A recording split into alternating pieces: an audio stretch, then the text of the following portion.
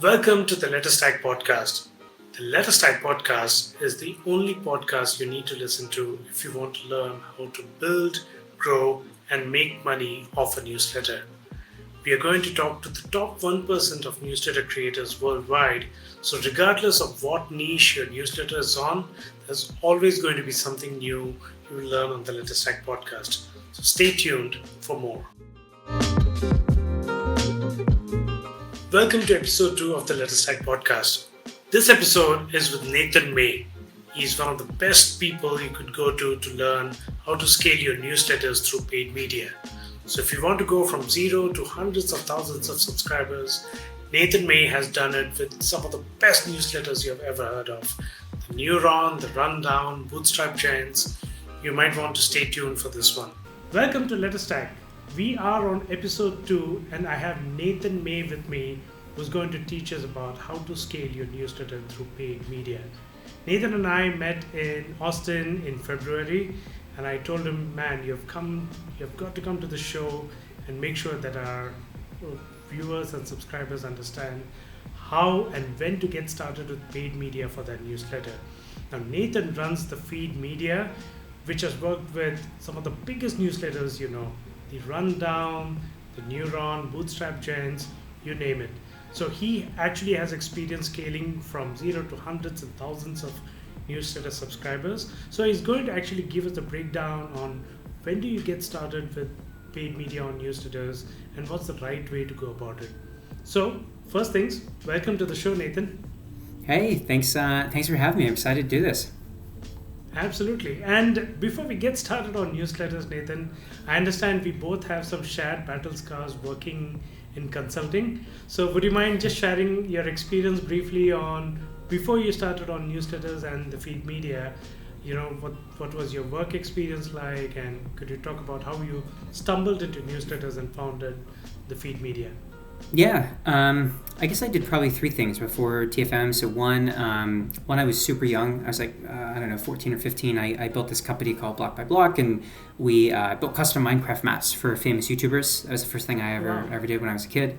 Then after college, I went into consulting for BCG, and I did like a lot of work for private equity companies, so kind of like M&A, like diligence stuff, did a lot of marketing work, and some of that overlapped with with media. So I did some stuff with like Roger Lynch, who now runs Condé Nast, or like we did like a big 5-year strategy thing for Meredith, kind of the big, media companies. And then I think a little bit after that, I helped build this company called Apex that was acquiring mobile apps and got to meet all these cool indie entrepreneurs, and that's a little bit of how I actually discovered newsletters was through them. Awesome. So this was way back when. Would you mind telling us about when did you get started with newsletters and the feed media? How did it come about? So it's interesting. So I knew a little bit about media and newsletters because when I was working at BCG, people wanted like more first-party data. And at that time, there was this sort of niche, nerdy thing happening in the web in general, which was like Google was getting rid of this thing called third-party cookies, and that was going to impact everybody. And everybody cared about first-party data because of that. Now it's more because of SEOs and other stuff. Jury's out on that one, by the way. I know. Wait, yeah, that's good. So Google totally reneged on that one because everybody threw a fit. But at the time, people were really worried about it. When I really, I think, learned more about newsletters operationally. So when I joined Apex, this was a cool company. We were acquiring mobile apps from, entrepreneurs who bootstrapped, maybe they didn't go to college or they went to college and dropped out, and they're doing, $1 to $10 million a year, all to them. Super, super cool, 40, 50%, 60% EBITDA margin businesses. And 2 of those guys, we bought a big $12 million a year portfolio from. They had that. They had a newsletter that was doing $1 million a year. They had a supplement brand that's doing $1 million a year. They're just great marketers. And so I originally thought... Like almost a decade ago? Is that right? Yeah, this was... when was this? This was probably in like 2022. 2021, 2022. A couple years ago.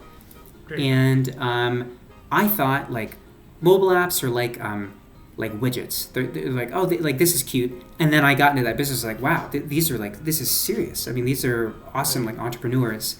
And they made me see the same thing in newsletters because they had a couple newsletters, and they knew about like Sean Purry and the Milk Road, and they knew a little bit about Beehive because of that. And so they got me onto this idea of starting a couple of newsletters, and so I did that. I had one that was a crypto newsletter called Nifty Nest that we ended up selling to Milk Road, not for a lot of money, but it just was like a small thing. I had another newsletter for creators. So, and I really loved writing newsletters. I loved growing them. I hated selling sponsorships. And so what I just kind of doing was like, oh, well, why don't I just do the part I like the growth part, for other newsletters. And that's sort of how the feed got started in, let's call it February of 2024, something like that. Wow, amazing. And you've covered a huge breadth of newsletters in various niches in this space.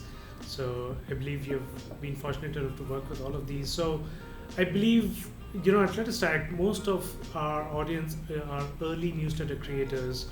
They're finding their audience. They are in their first 1,000, 2,000 subscribers. And they're still finding that niche as well. So I would say audience content fit, if I might put it that way. So I understand, Nathan, you have a wonderful formula that you've described in various YouTube videos before, where you talk about the propensity to be able to succeed and the amount of time and effort it takes to be able to do that. Would you mind talking a bit about that for our audience too, to help them understand, when is the right time to actually get started with the growth prospects for a newsletter? Yeah, I mean, I think that we can talk about like the offer formula thing. I think that's very good for like, for ads or putting together like a sales pitch or something. But I would say like if you want to go back even before that and say, hey, should I even start a newsletter? Maybe there's a couple things I've learned. So number one, I think that too many people start newsletters that are super general. Like you really need to choose a niche, and ideally a niche within a niche. So as an example, like what is the feed? Well, like we're an agency and we work with newsletter brands, but we've chosen really two specific ICPs or ideal customer profiles. One are like big personal brands, that's like Schwarzenegger or Tyler Dank or Jesse Pucci, and we've chosen more like newsletter native media companies like The Neuron and The Rundown, and then we specifically help them with mainly one thing, which is growing with paid ads on Facebook. So that's a lot of like niche down decisions right in there. We don't do like growth operating for creators where we take 20% of their revenue and help them scale their newsletter business and their info product business, right? That's another variation of that. That sounds familiar. Yeah, we don't do Google ads, we don't do Reddit ads, we don't do TikTok, we don't do Twitter, right? There are all these choices. And so It's a similar thing for like newsletters. I think that I don't know if your person has like an audience already or how they're thinking about it, but like if maybe there's a couple ways you might start a newsletter. There's probably three. One is like you start a newsletter because you want the newsletter to be like a business, and you're sort of like an opportunist, which is what I was. Like I started newsletters in specific niches because I thought maybe they could make a good amount of money. Category two is like maybe you're a creator, so you're already in some kind of niche and you want to use a newsletter to accelerate that. I think category three is you already have some type of business that's not media at all. Maybe you have an agency or whatever. It's maybe some type of B2B, some consumer business. Like, hey, can a newsletter help accelerate that or do something there? So I think it really depends based on which of those buckets you're in. But I'm talking about the opportunist. Like if you're starting a newsletter from scratch, you don't want to do AI. You want to do like AI for marketers specifically in e-commerce and how they can make ads. How could you make better ads with AI? That's a fantastic niche. I would start with that kind of ideation.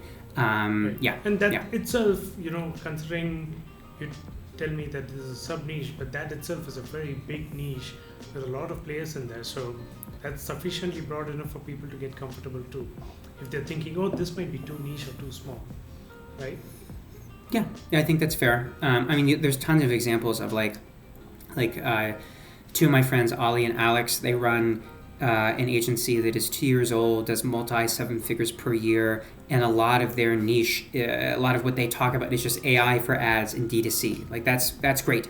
I have what's another great example? There's a newsletter called The Ankler, which is just like news specifically for like Hollywood executives. That's like talent agency owners, production companies, right? All the back end, people who kind of make Hollywood work.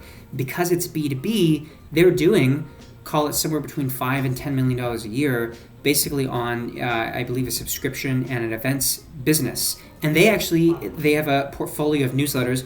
One of those is an AI newsletter. It's called AI Reel. And it's specifically for how you can use AI in the production process, in the script writing process, in the post-production process within film and television. Like that's what a niche within a niche would look like. And that's why you're able to do where I think like most newsletters fail at is like everyone wants to start a newsletter and they think they're just going to make $250,000 a year selling ads, with a $20 to $40 CPM. And that's possible. There are people who do that. But I think it is much easier to start with like something that is a very high value niche, so generally not B2C, generally some kind of B2B thing, and think about you're going to do ads and something else, even if it's not at first, but ads and something else down the road. Sure. So let's actually break down that process. So let's say I'm a newsletter creator in the AI for marketers for e-commerce business, right? Let's think about that. And let's say I'm trying to do both organic and some bit of paid content. So what would be the right space or the right time for an early newsletter creator who's still finding the 1,000, 2,000 subscribers, but not scaled up to 5 or 10,000 subscribers yet? Is that a good timeline to break into and start exploring paid ads? And I believe you're an expert in the meta ad space, but are there any other ad networks that they should pay attention to, or still Meta is the best option to go forward with?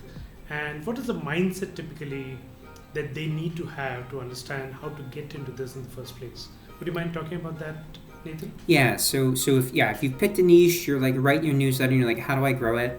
I think the mistake that most people make is they want to grow for growth's sake. They go, I got to get to 10,000, 20,000, 30,000 subscribers, and then I'll figure out if I can make ad monetization work. That is the wrong way to think about it. I think there are two ways that you pay for things in general. You can pay for things with your money, with your dollars. You can pay for things with your time. And in general, I'm a firm believer that I think that your time is the most valuable thing that you have. And so if you're starting a newsletter, particularly from scratch, you want to be able to understand without spending more than $10,000 or $15,000, without spending more than, let's call it 3 to maximum 6 months of your time, if that idea is going to work out. And if it's not going to work out, you should kill it and you should pick another idea. The bad thing is sitting in an idea that's never going to work, singing it for a year or 2 years. And so what does that mean? Well, what it means is that you should be trying to think about your monetization first, right? Are you going to do ads and maybe subscription? Are you going to do events? Are you going to have B2B services that's on your newsletter? Are you going to sell an information product? Are you going to start a community, right? Pick something that is high LTV on the back end of your newsletter. So what I mean by that is most newsletters that are making a lot of money have what I call the media mullet. And the media mullet is like ad-supported content in the front end, right? Free, but you monetize it with ads. That's low LTV, but it's something. And then you have high-ticket stuff, a myriad of high-ticket things that sit behind. It's sort of like a party in the back, right, on the back end. And most people should be thinking in terms of that.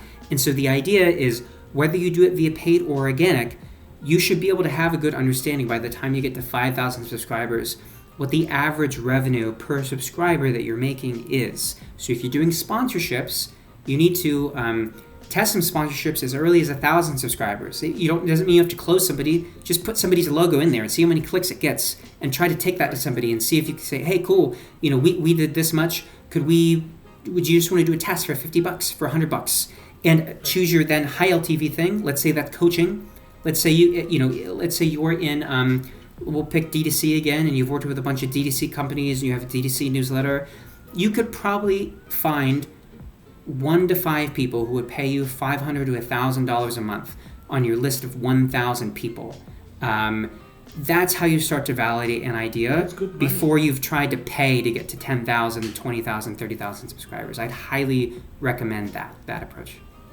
Right, and that seems like a good amount of money to understand if there's real revenue behind this, or do they decide and pivot into something else entirely.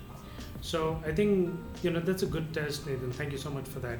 Now, let's say you decide to pitch that and you're able to achieve some reasonable validation with that approach that you just described. How would you proceed, and how much money would you actually put down, let's say on meta ads, for example? Yeah. So here's what validated would look like. So validated would look like if you're actively selling sponsorships and you're making, let's say, something between even 10 to 20 cents per reader per month. Maybe you're not selling all your sponsorships, maybe just selling some of them. That's enough where it goes, okay, cool. Well, if you can go acquire a subscriber from Facebook for $1 to $2 at a low level of spend, let's say $100 to $300 a day, that's going to be anywhere between $3,000 to $10,000 a month on ads. If you can continue to sell into those same sponsors, you know your break-even period right away because you validated your monetization in the beginning. That's the important part. So if you make 20 cents per reader per month, how long does it take you to break even on a dollar per reader? Well, it's going to take you $1 divided by 20 cents, 5 months. Okay, that's a reasonable payback period in terms of like a media business. Like you could continue to grow at that rate. So then you can go and invest confidently. Now you may make even more than 10 or 20 cents per month per reader if you've got like the high LTV thing. Like you're getting a couple coaching clients, per month. Like there's a newsletter called The Bottleneck, and they do tens of thousands of dollars a month just in coaching. It's focused on COOs and people who want to become COOs. And so Ramil, his coaching is all for those kinds of people, and they sell ads. And they write the newsletter a couple times a week. And so that monetization model makes sense. It combines B2B niche with ads on the front end, with higher ticket on the back end, and then it works. And so like he could scale with paid advertising. But the important thing is like it's all easier if it can be math. And it can be math if you know how much you make per reader. That's like the number one thing you should figure out as fast as possible.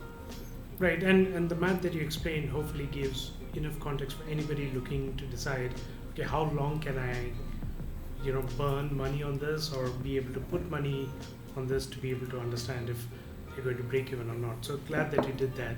By the way, let's talk about the ad formats themselves. So let's say you're deciding to spend money on ads, you've figured out the math, and how long does it take for the payback period to materialize successfully for you.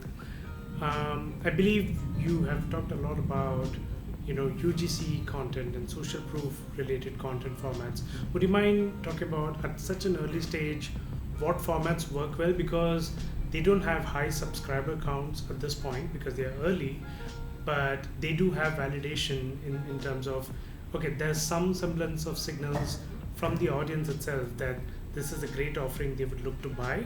So how do they actually put that into a winning ad format?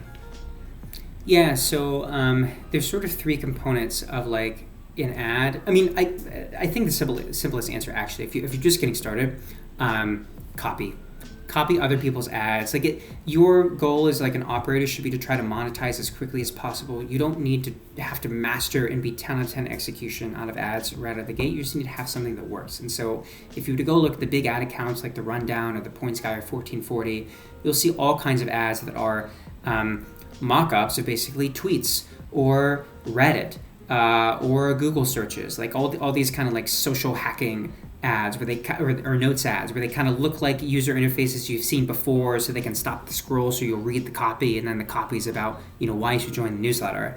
That format tends to work very well as statics.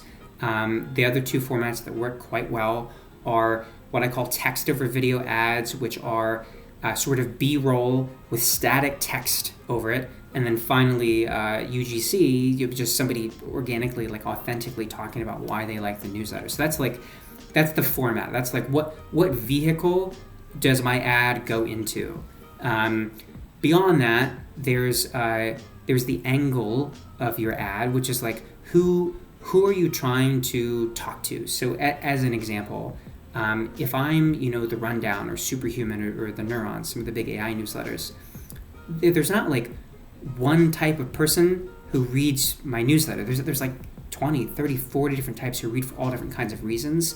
And so you actually need to think about like, what are the main things, what are the different cohorts of your readers that are very different from each other? What do they care about? So I call this like the dream outcome. Like what's the thing they really, really want to get out of the newsletter? So that would be like, getting a raise at work or sounding really smart or, whatever, some version of like what would make them feel good. And like what are the problems getting in the way of that dream outcome? And then you write your ads around that. So as an example, if I'm Superhuman, there are probably, let's say there's two different ICPs. Let's say one is entrepreneurs and one is like, just regular individual contributor, white collar workers. Well, like you're not going to talk to an entrepreneur the way you talk to a white collar, professional. So like the entrepreneur, I remember there was a hook that we did that worked quite well. That was like, how companies are going from like $0 to $10 million with 5 employees using AI, right? And then it was leading back into how one of the AI newsletters basically was like teaching you how to get a ton of leverage out of AI so you don't have to massively overhire for your business. That's really great language to somebody who's starting a startup. Somebody who's a white collar worker, they don't care about that at all. But that's ultimately AI for productivity. So what's the version of that for the white collar worker? I think we had another hook that was like, it's like the best employees act like CEOs. They delegate manual tasks like PowerPoint and Excel to AI so they can focus on strategic initiatives or whatever the thing was. And so like that's again a version of AI that's like how do you be more productive but more like tailored for somebody who's just like an individual contributor. And so the whole idea there is like you want to be focused on the important stuff. You don't want to be doing anything that's like super menial. So they both lead down to the newsletter. But the reason that we're able to get really strong CPLs, and most people overlook this, really strong engagement on the other side, almost no one actually pays attention to that, is because we're doing that work. And we're doing ads that are hyper-specific to one person with one type of dream outcome with one problem. That's how you do the best ads. Right. So this is actually a great example that you broke down for Superhuman. I believe you have talked about this briefly, but you do most of your research on Reddit and other answer forum sites like Quora, for example. And I believe you spend a lot of time being able to research these pain areas in these public forums to be able to understand how the copy can relate so much to all of these personas within that single newsletter business, right? Would you mind diving a bit on how you actually research your copy and your ad formats in this particular example? Yeah, so usually there's maybe 3 to 5 things that we'll typically look at when we're thinking about trying to come up with a bunch of different ads. So yeah, one is Reddit. That can mean going to individual Reddit threads. So like there's a subreddit called Singularity that's very focused on AI. There's all different kinds of AI focused subreddits. And just like hearing from, I'm a big fan of like let the customer be the copywriter. Like if you just take what your customer, or in this case, readers believe, like what their dream outcomes, what their pain points are, and just play that back to them, that will work really well as effective copy. So like we found winning hooks around like being afraid that AI is like they're going to get outperformed. For instance, somebody's going to get outperformed or like outpromoted because someone else in their team is using AI really, really well. Like that kind of style of hook came from us looking at Reddit comments, and we've used that in all kinds of AI ads that have done quite well. A lot of times we'll use a tool called GigaBrain for that. It's newer. It's sort of like Perplexity meets like Reddit. And it does an awesome job of like doing all that manual teasing out of like what the trends are in multiple Reddits for you. So you can just ask them some questions. It's quite good. The other area, organic social. So like looking at Instagram, TikTok feeds for ideas for hooks is really effective. We look at competitor ads. There's like 1 or 2 other places, but I would say most of them come from, competitors, internal, or I should say rather Reddit, organic social, and there's actually a 4th I should mention, which is signals from inside the newsletter itself. So if you were running an e-commerce company, you would probably be mining your reviews just on your products fairly often to determine what your ad concept should be. The newsletter version of that is looking at like what subject lines were your highest opened, and what content was in those emails. That's Which links first-party would click the data most. right there. Yeah, exactly. Like use that stuff. Have ChatGPT, throw that all into ChatGPT, have it tease out themes, and then write your ads around those themes. A couple different ways. Perfect. This is amazing. By the way, Nathan, you talk a lot about user-generated content. What's your take, and it could be a hot take, on AI UGC content ads and AI UGC organic content? You see a lot of that in TikTok and Insta these days. I want to know if you've had a chance to explore that. What's your view on that? Yeah, we use AI tools pretty frequently, I would say. Particularly, ARC ads. I'm a huge fan of ARC ads. So I think in general they're very, very good. The tricky thing is like sometimes you have to, like clients, it'll take a second for them to be okay with some of that stuff. But as long as you can, I mean, if you are your own client, right? If you're just an operator, I would say absolutely test them. They're dramatically cheaper than going and paying, $150 to $300 for UGC Actor to do your ad. You can make a ARC ads ad for $10, right? And the nice thing is that can let you test into formats and scripts that are winning. And then if you want to, great, go pay the $300 to hire an actor to redo that same script. But why pay $300 just to find out whether or not the ad is going to work? I'd rather do it for cheaper, validate, and then scale up after that. There's one caveat, which is that most of these AI UGC tools, it's sort of like it's like when you see like the Big Mac and like the McDonald's commercial, and it's beautiful, and the buns are just chiseled and toasted, and they look amazing, and then you get the thing and like person and everything, and it's kind of like all over the place. Like it's sort of that with the AI tools. Like maybe 20 to 30% of the actors are really, really good, and the rest are like very clearly AI. And then even within that 20 to 30%, you would never want to have them on screen the entire time. You want to be cutting them speaking with either them with a green screen, so they're minimized because sometimes their mouth movement can be a little weird, right, or cutting them with B-roll.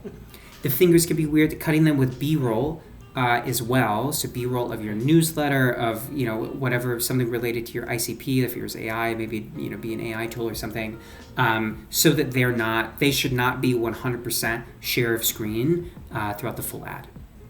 Yeah, and I think that goes for any ad that you would shoot with real actors too. So that goes without saying. It's good editing and good storytelling on how you are able to keep the pace of the ad itself. But this actually covers a lot of the ground that we wanted to cover for paid ads. If just one last question to be able to wrap up, Nathan, if you were to start today, do you think your start and your growth journey would be any different from how you started out way back when? Would you start with AI UGC directly? Are there any different ad networks like Reddit ads or something that you would try? Any opinion on that? Yeah, I think everyone wants like a silver bullet secret. Like there's some channel that nobody knows about, and if we can just uncover that channel, everything's gonna blow up and it's gonna be amazing.